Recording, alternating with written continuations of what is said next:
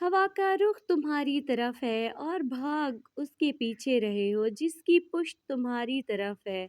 याद रखो, जो तुम्हारी तरफ आता है वो दर हकीकत भेजा हुआ होता है, और जो तुमसे दूर जाता है वो हटाया गया होता है। थकन तो होगी जब तुम उसे कबूल नहीं कर रहे जिसे बस तुम उसको कबूल नहीं कर पाते।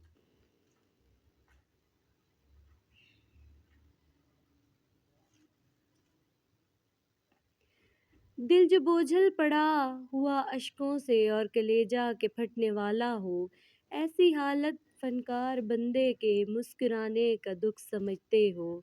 रात गुजरे निरी अजियत में, नींद कोसों परे फिरे हमसे, और ऐसे में गीत नुसरत के गुनगुनाने का दुख समझते हो।